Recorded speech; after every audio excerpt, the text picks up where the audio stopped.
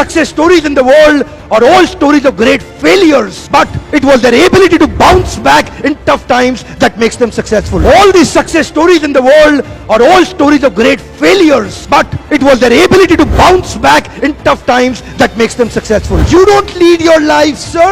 Your patterns are leading your life. You don't take your decisions, sir. Your patterns are influencing your decision. आपको motivation कहां से आएगा? Real source of motivation क्या होता है?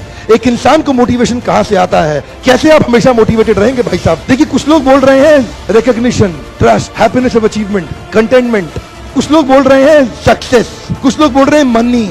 If money was the motivation, then the organization which were giving highest salary should have had zero employee turnover, but even there people are leaving.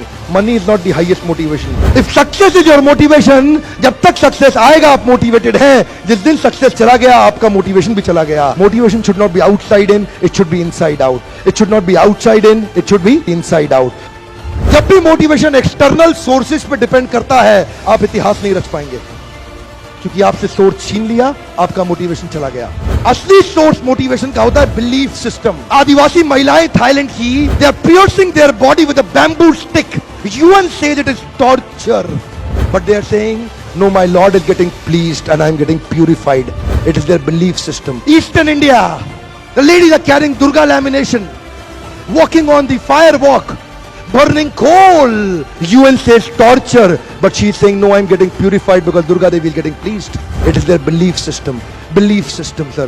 कोई दर्द नहीं हो रहा. You know, there are some terrorists in the names of pleasing the Lord. They are killing small kids. You and I can't do it.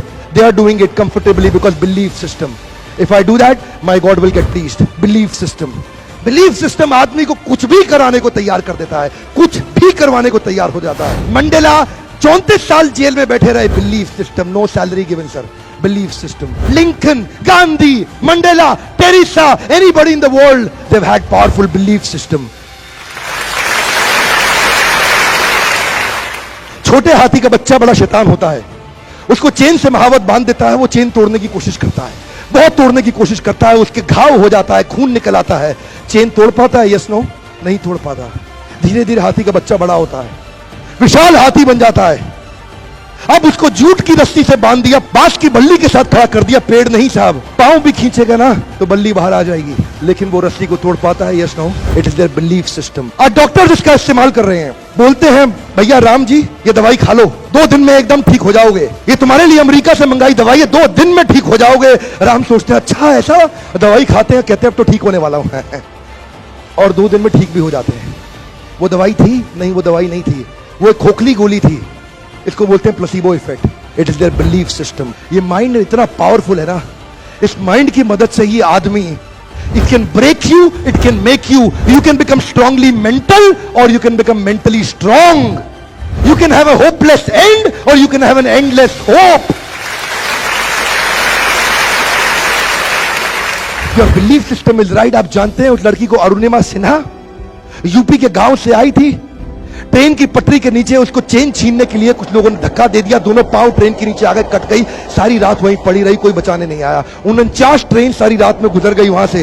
एक train इधर, एक train इधर, एक ट्रेन इधर, एक ट्रेन इधर, बीच में पड़ी रही पटरियों में, जंगल के बीच में. कोई नहीं था. कीड़े चाट रहे थे उसके पांव को कटे हुए, चूहे खा रहे थे उसकी स्किन और हड्डियों को. कोई नहीं आया. सुबह हुई, दिल्ली अस्पताल में लेके आ गया उसको, और वहां पे आने के बाद जब उसको पता चला मल्टीपल फ्रैक्चर उसकी पीठ में आ गए, पांव खत्म हो चुका है, सारी जिंदगी के लिए अपाहिज हो गई है, प्रोस्ट्रेटेड लेग्स के साथ उसको चलना पड़ेगा. वहां बैठ के क्या बोली? अगर भगवान तूने मुझे बचाया तो जरूर इतिहास रचने के लिए अब तो मैं एवरेस्ट क्लाइंब करूंगी, अब मैं एवरेस्ट क्लाइंबर बनूंगी.